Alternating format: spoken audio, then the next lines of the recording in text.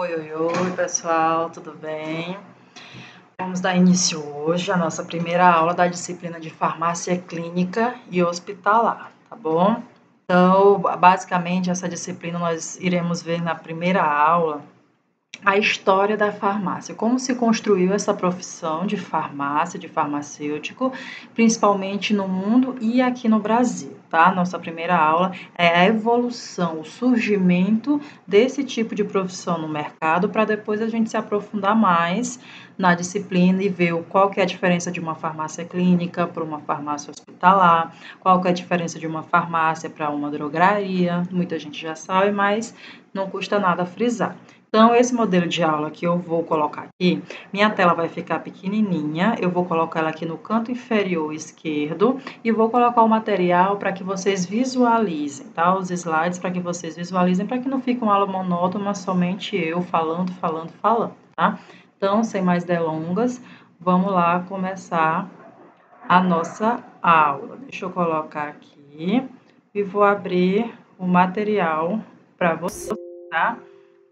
Basicamente, como eu falei, a origem, nós vamos falar sobre a origem e a evolução da farmácia, certo?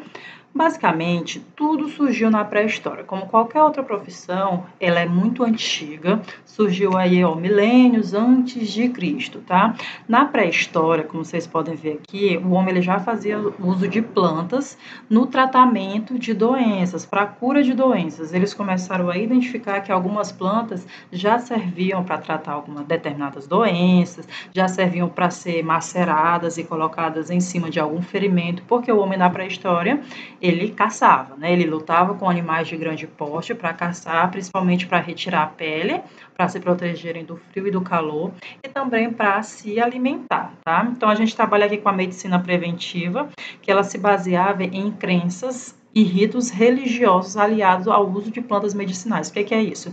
A saúde, na verdade, o conceito de saúde, ele surgiu em cima de rituais religiosos, de crenças, seja de qualquer religião no mundo, religião monoteísta aqui no Ocidente ou religião politeísta no Oriente, tá? Então, o início do que era uma pessoa saudável, para eles, era uma pessoa que estava bem religiosamente, seguindo os deuses daquela tribo, tá? Seja Deus aqui na nossa religião, ou seja qualquer outro Deus. Para eles, se estava bem espiritualmente, isso refletia também no corpo, estava bem fisicamente. Então, até hoje, os xamãs, que são chamados, né, usam determinadas plantas para provocar alucinações ou para curar. E assim, gente, a gente sabe que até hoje nós utilizamos as plantas para o tratamento de determinados sintomas, de determinadas doenças, enfim. Então, o conceito de saúde aí, nesse caso, iniciou com essa ideia do rito religioso, de que eram os deuses, a pessoa está doente era porque ela estava em pecado, fulano está doente porque fulano pecou, fulano foi contra a ordem de algum deus, fulano fez algo de errado, ou fulano não ofereceu um sacrifício àquele Deus, porque a gente sabe que as religiões antigamente elas ofereciam muito sacrifício. Então, basicamente começa daí esse conceito, tá? Aí a gente vai caminhando na história e surge a medicina chinesa, tá? Em 3.700 anos antes de Cristo ainda, vocês podem observar aqui, tinha um tratado, o tratado médico mais antigo, ele foi escrito pelo imperador Shennong, imperador da China, que para uma determinada enfermidade, ele dizia que havia uma planta que seria o remédio. Então, eles já começaram a associar que para cada doença existia uma planta que agia definitivamente ali em cima, naquele setor, naquela doença. E aí, conforme a lenda, ele podia observar os efeitos dos seus preparados no organismo por ter o abdômen transparente, tá? Então, essa medicina que surgiu naquela época. Claro que isso aqui, por ter seu abdômen transparente, a gente sabe hoje que não é verdade, mas tudo é muito rito religioso, tudo é muito místico, as informações vindas daquela época, tá? Minha imagem, provavelmente aqui embaixo deve estar cortando, deve estar aparecendo aqui para vocês, mas não tem problema que eu leio a informação que contém na aula para vocês. Essa aqui é a imagem do imperador Shennong, que determinou esse decreto, aqui, o tratamento de algumas doenças com plantas, já que não existia nada de manipulação nessa época.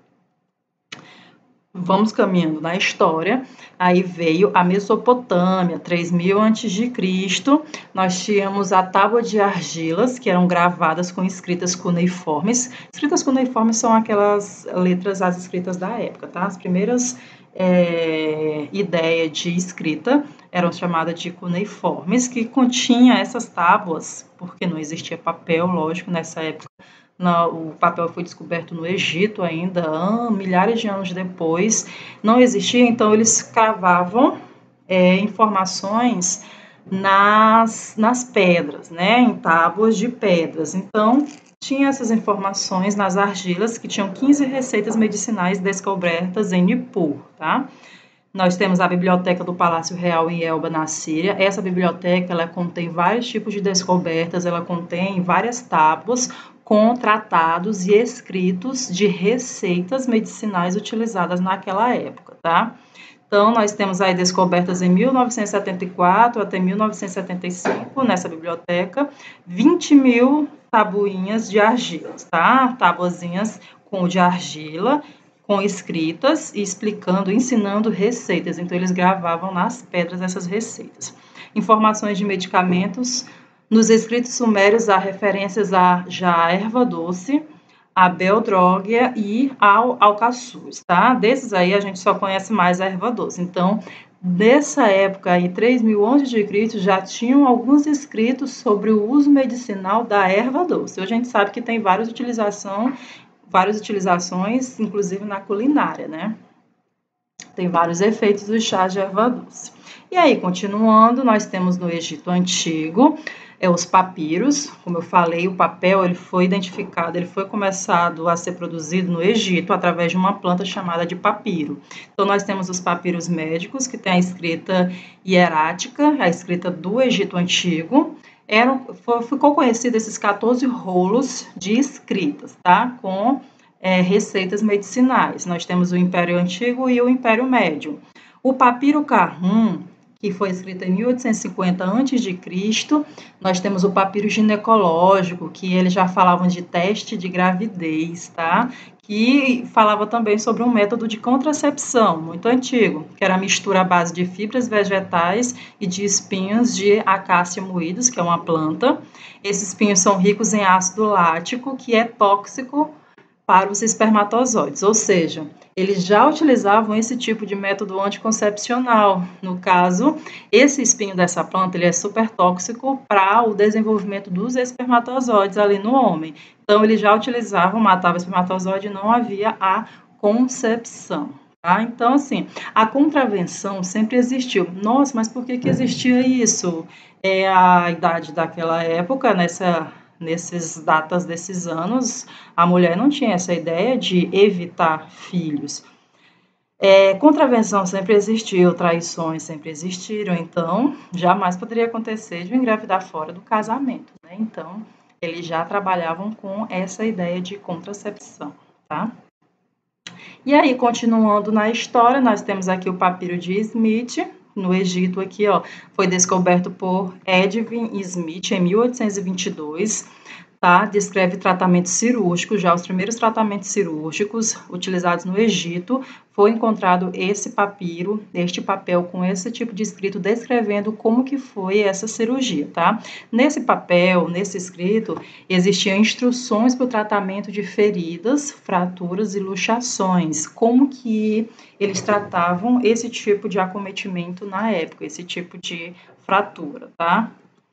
Continuando aí, nós temos ainda no Egito o papiro de Ebris, que também foi identificado, ele foi descoberto há muito tempo, hoje em dia ele fica aqui ó, no museu, bem guardado. É o papiro mais importante para a história da farmácia, tá? Papiro Ebris.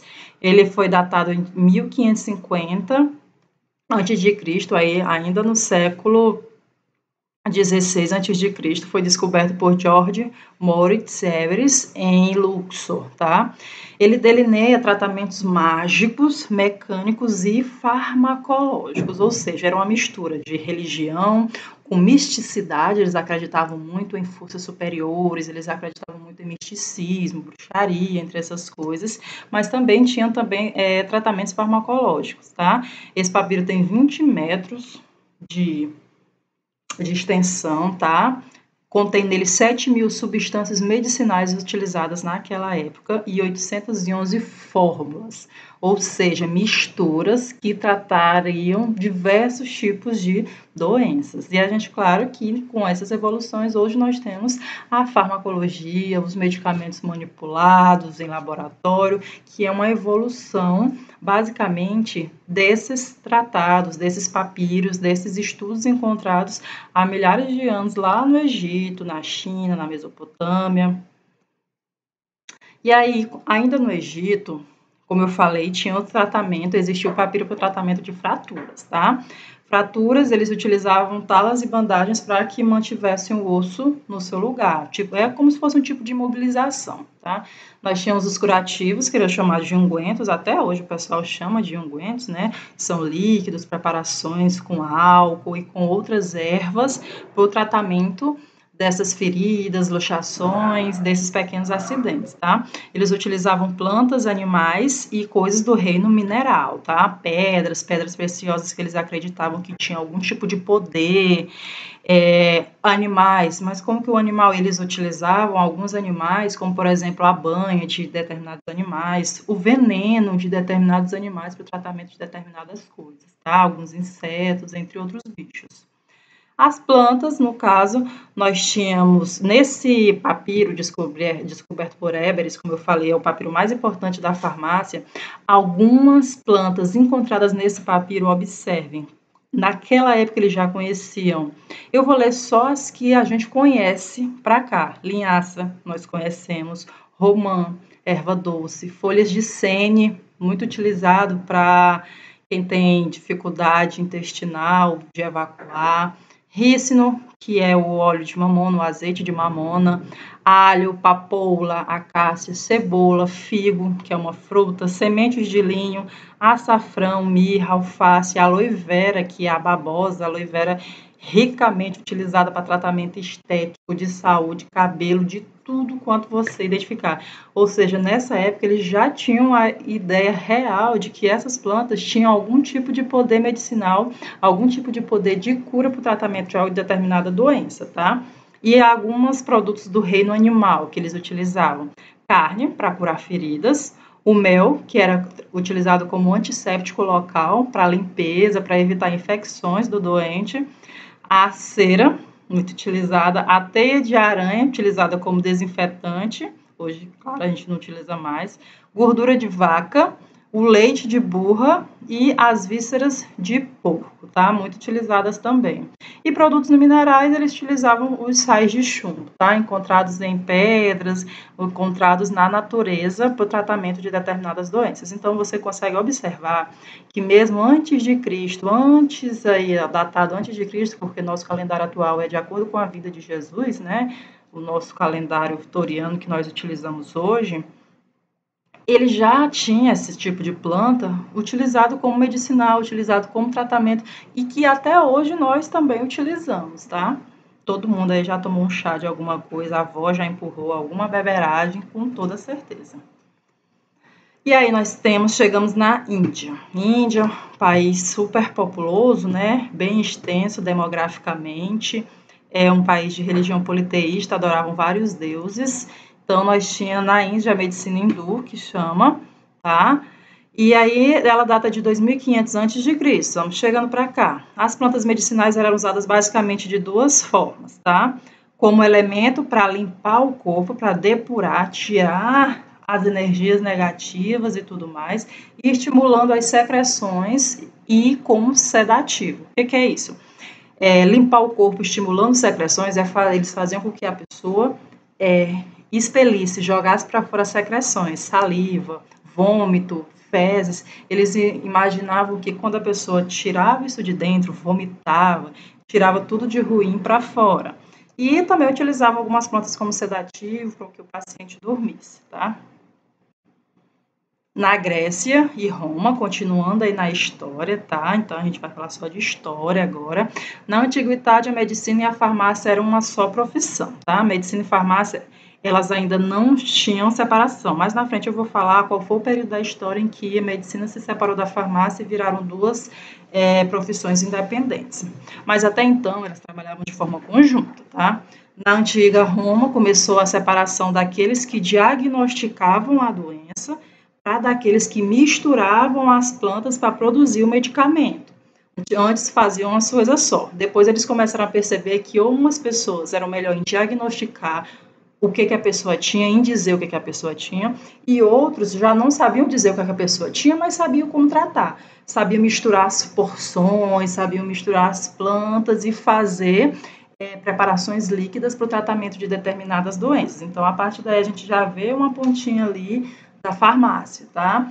Teofrasto, ele foi um homem grego, ele foi discípulo de Aristóteles, todo mundo já ouviu falar de Aristóteles em algum momento da vida, na filosofia.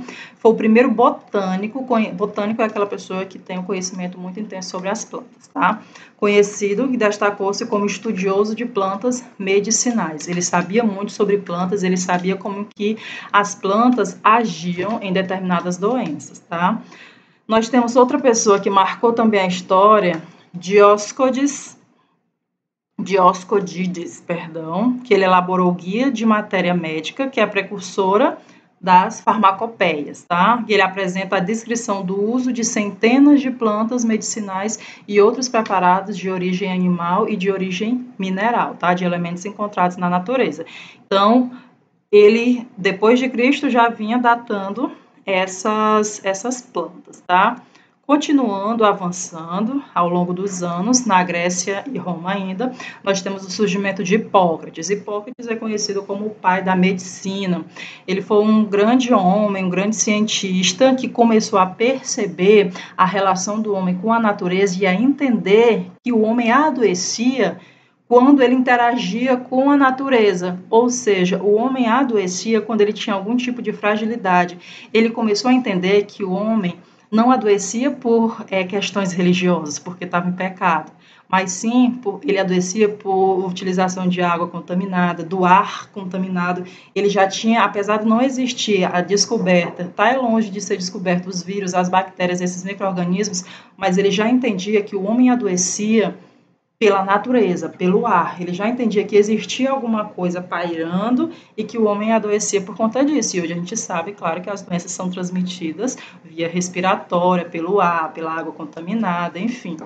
Ele fundamentou a sua teoria nos 4 humores corporais, tá? Esses 4 humores ele estabelecia, que era o sangue, tá? Que era chamado de a fleuma, que é a pituita, a bile, que é amarela, né? A bile ali fica embaixo do fígado, a bile amarela e a bile negra, tá? Relacionando a quantidade dessas substâncias presentes no corpo, encontrar-se-ia o estado de equilíbrio ou a doença e a dor. Ou seja, ele tratava o homem como se fossem 4 elementos que nos constituíssem, e a junção desses 4 elementos fazia com que nós estivéssemos em equilíbrio, ou seja, com saúde. O desequilíbrio, se uma substância começasse a ser mais produzida do que a outra, ele entendia que o corpo entrava em desequilíbrio e a pessoa adoecia, ou seja, sentia dor. E aí, continuando, Galeno é chamado de pai da farmácia, tá? Viveu entre 200 a 130 anos antes de Cristo, tá? Ele nasceu na Turquia, mas se destacou em Roma, tá? Ele combatia as doenças por meio de substâncias ou compostos que se opunham diretamente aos sinais e sintomas das enfermidades, tá? Então, ele se destacou pela prática de testar remédios, criando muitos métodos extrativos, ainda hoje associados a produtos referidos como galênicos, tá? Então, ele testava. O que basicamente um cientista faz é o quê? Teste. Hoje em dia a gente faz o quê para que uma droga seja liberada no mercado? Testes. Muitos testes até ser liberado e ver que essa droga ela tem mais benefícios do que malefícios, do que efeitos colaterais, tá? Nós temos aqui a utilização de vinhos e ervas. Suas obras constam de cerca de 450 de referência de fármacos, 400, tá? Muita substância, então ele já conhecia muita coisa. Ele é precursor da alopatia e ele escreveu mais de 200 obras, sendo que cerca de 100 são hoje reconhecidas como de sua autoria. Então ele é o pai da farmácia, porque desde essa época ele já tinha a ideia de fazer muitos tipos de preparações e de que testava essas preparações, tá? E aí nós continuamos, nós temos Paracelsus. Paracelsus foi um suíço, tá? Que ele desenvolveu vários métodos em relação às plantas. Paracelsus é que dizia que a diferença entre o remédio e o veneno é só a dose. Paracelsus ele afirmava que não existe nenhum remédio sem efeito colateral, e hoje a gente sabe disso. Coloca uma coisa na cabeça, não existe nenhum fármaco que não tenha efeito colateral. A pessoa pode não apresentar, mas todo fármaco tem o risco de aparecimento de efeitos colaterais ou indesejáveis, tá? A obra que ele deixou das virtudes das plantas, raízes e sementes, tá? Ele já pesquisava a utilização tanto das plantas como um todo, das suas raízes e das suas sementes, porque a gente sabe que tem planta que a gente utiliza a folha, tem planta que a gente utiliza a raiz, tem planta que a gente utiliza a semente, tem planta que pode utilizar a semente, mas não pode utilizar a folha, enfim, tem que ser pesquisado para saber, tá? E aí, continuando, a gente tem a profissão farmacêutica, tá? O desenrolar, o desenvolver dessa profissão farmacêutica. Primeira farmácia pública que se conhece, de que se tem notícia, foi fundada em Bagdá, por ordem do califa Al-Mansur, no ano de 776 depois de Cristo, tá? E em Avicena, nós temos o Galeno Persa, que ele contribuiu para as ciências farmacêuticas, chegando a montar uma botica dentro de sua própria casa, onde atendia os mais necessitados, aquelas pessoas que não tinham assistência, não tinham condições de ter assistência nenhuma. Então, a profissão farmacêutica já começou daí, com o surgimento de boticas, né, locais onde vendiam porções, preparados, perfumes, cremes, claro que não com esse nome de hoje, né? E aí, nós temos a profissão farmacêutica, começou com um nome chamado de boticário, tá? Vindo da loja chamada de botica. A arte do boticário sempre foi associada ao mistério. Os boticários eram tidos como cientistas misteriosos que ficavam em suas casas enclausurados, mexendo em porções, fazendo preparações. Quando você vê em desenhos aquelas preparações, aquelas explosões que vem de fumacinha, o boticário era associado a isso, aquele homem que fazia porções. Acreditava-se que os práticos tinham alguma conexão com o mundo espírito, por isso que eles tinham esse conhecimento. Ah, mas como é que fulano sabe disso? Eles achavam que eles tinham conexão com o mundo espiritual e forças do além falavam para eles como é que deviam preparar essas medicações, tá? Dessa forma, eles intermediavam o visto e o não visto, tá? A crença de que as porções medicamentosas tinham poderes mágicos significava que sua ação para o bem ou para o mal, tá? Então, assim, aquela fórmula, aquele líquido, tanto servia para o bem como poderia servir para o mal. Tudo dependia de qual a intenção da pessoa que estava oferecendo, tá? Não dependia unicamente das qualidades naturais da planta, dependia também da pessoa. Se fosse uma pessoa má, aquela medicação ia servir para o mal. O boticário tribal, né, o boticário tribal era chamado, é aquela pessoa de dentro da tribo que se destacava como curandeiro, como rezador, aquela pessoa que tinha poderes místicos de curar os doentes, tá? Ele era temido, ele era uma pessoa muito respeitada. O homem, a pessoa que era daquela tribo, que curava, que tinha o poder de cura, que ajudava os doentes, ele era muito acreditado, as pessoas super valorizavam essa pessoa da tribo, ele era um cara super respeitado na tribo. Por meio de suas porções, acreditava-se que os contatos espirituais fossem feitos, sendo a cura ou o fracasso da terapia dependendo desse contato, ou seja, não era só curar. Não podia pegar qualquer pessoa da tribo e dar o remédio para o doente. Tinha que ser uma pessoa específica, porque aquele remédio que curava, ele também podia matar, porque dependia da intenção da pessoa, se aquela pessoa era um ser bom ou um ser ruim. Eles tinham essa ideia. Então, o termo farmácia ele vem do grego fármaco, que deu origem a fármaco, farmácia, e tinha duplo significado. O farmácia significava tanto medicamento quanto veneno, porque eles tinham essa ideia de dualidade, como eu falei. A mesma porção, tanto servia para o bem como servia para o mal.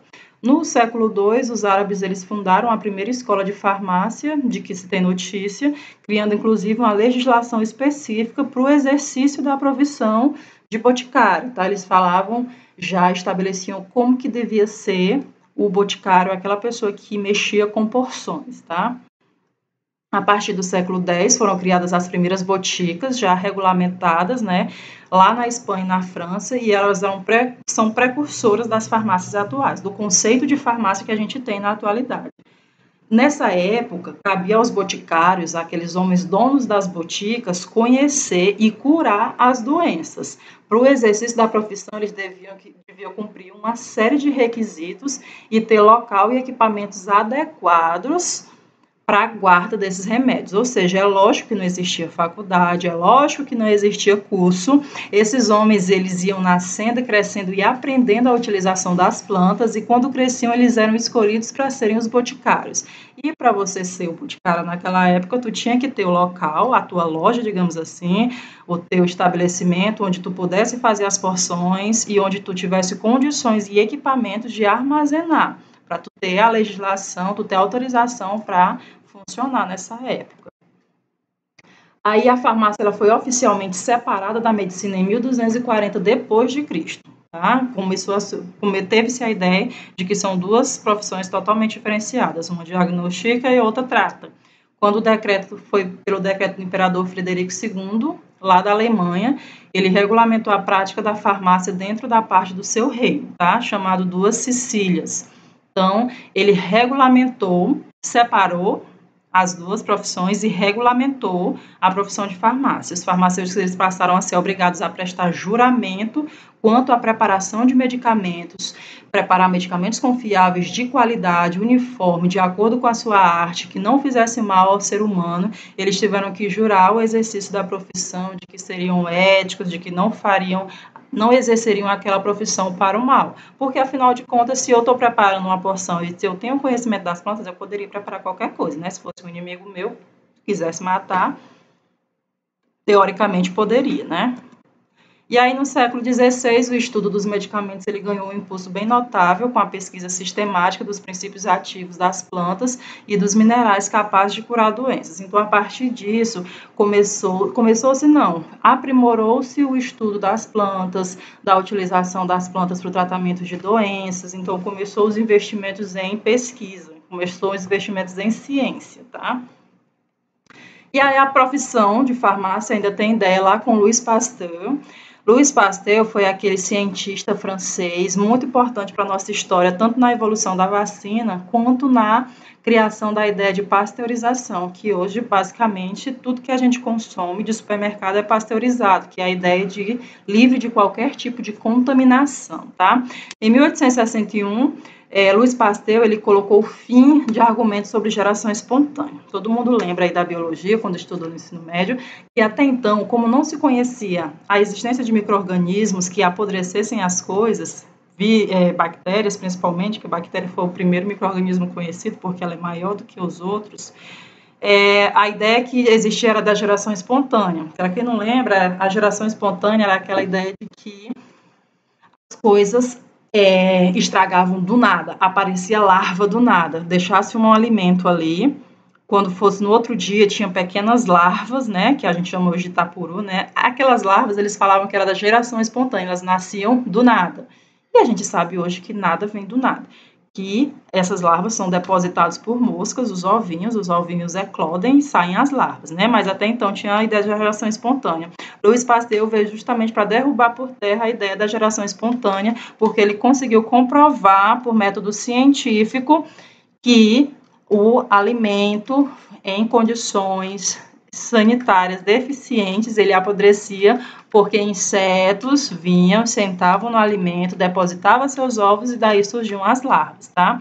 Ele demonstrou que os micro-organismos estavam presentes no ar e podiam contaminar soluções estéreis, ou seja, soluções limpas, embora o próprio ar por si, não criasse micróbios, ou seja, ele sabia que os micróbios não surgiam do nada. Alguém, um bicho, alguma coisa depositava aquelas larvas ali.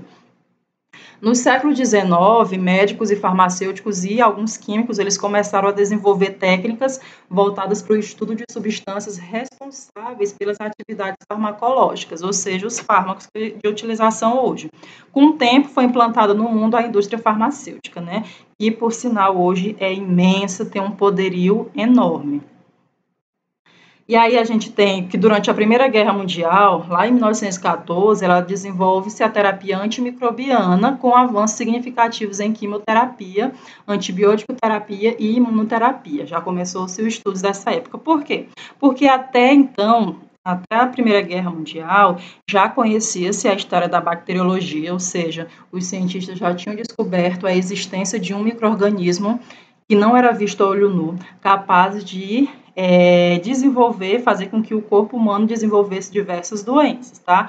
Já conhecia-se também na Primeira Guerra Mundial os vírus. O vírus foi descoberto muito tempo depois que a bactéria, porque a bactéria ela é bem grande, ela é bem maior do que o vírus. Apesar dos dois não serem vistos a olho nu, se tu pega um microscópio de baixa resolução, você consegue ver a bactéria, mas não consegue ver o vírus. E aí, no período da Segunda Guerra Mundial, começaram as pesquisas sobre guerra química que resultaram no descobrimento dos primeiros medicamentos antineoplásicos para o tratamento de pacientes com câncer, tá? Então, a partir desses anos, eles já entendiam, já começaram a formular medicamentos que matavam bactérias, medicamentos que atuavam na imunidade, medicamentos utilizados para matar células defeituosas, que no caso é a quimioterapia, basicamente faz isso, né? Matar células defeituosas, células neoplásicas. As últimas décadas do século passado, elas foram decisivas no descobrimento dos fármacos a partir da aplicação de conceitos de genética molecular, que foi genoma, proteonômica e a informática, ou seja, nós temos a guerra cibernética, digamos assim, que a evolução tecnológica, ela veio muito em cima da ciência para fazer com que evolua. Aí nós temos a biotecnologia e a tecnologia farmacêutica, elas surgiram, elas emergiram como poderosos instrumentos para romper com os limites terapêuticos estabelecidos. E isso tudo é devido ao fato de tratar da saúde, porque todo mundo sabe que, em relação à saúde, o ser humano é capaz de tudo para conseguir uma cura ou um tratamento para alguma pessoa, para algum ente querido, para qualquer pessoa que seja, tá?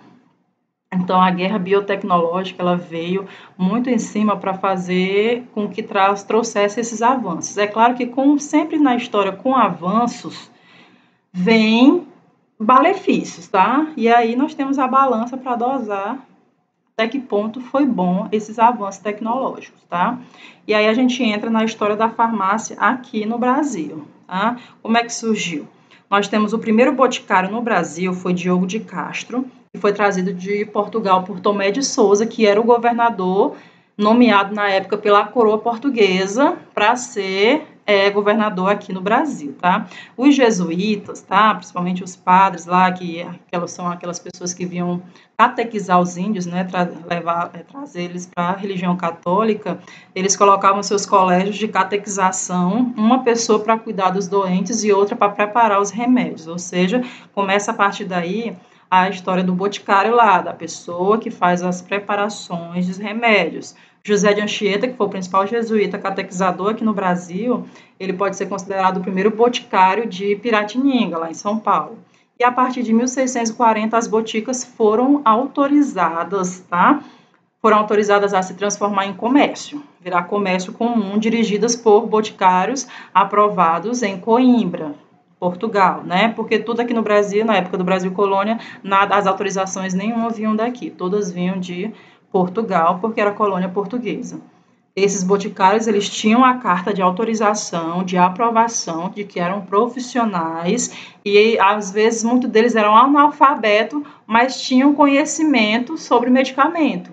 Então, assim, mesmo sendo analfabeto, eles tinham autorizações porque não interferia o ser analfabeto com o conhecimento sobre plantas medicinais, sobre tratamentos. Aqui nós temos uma foto, né, criada por Dom João VI em 1808, que foi a Botica Real Militar, que era a botica que atendia à polícia militar, atendia ao exército da coroa, né.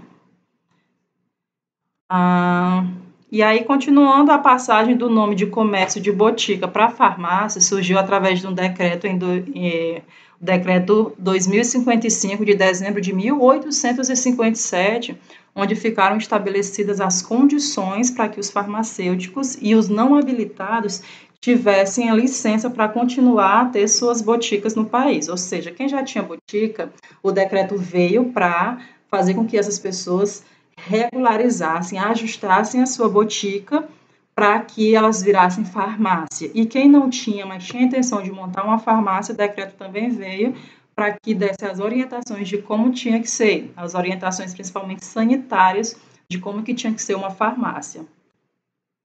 E aí nós temos o símbolo da farmácia, todo mundo conhece aqui a serpente enrolada na taça. A taça com a serpente nela enrolada é internacionalmente conhecida como símbolo da profissão farmacêutica. Sua origem remonta lá dos tempos antigos, sendo parte da história da mitologia grega com a deusa Hígia, né, que é a deusa da saúde e da higiene.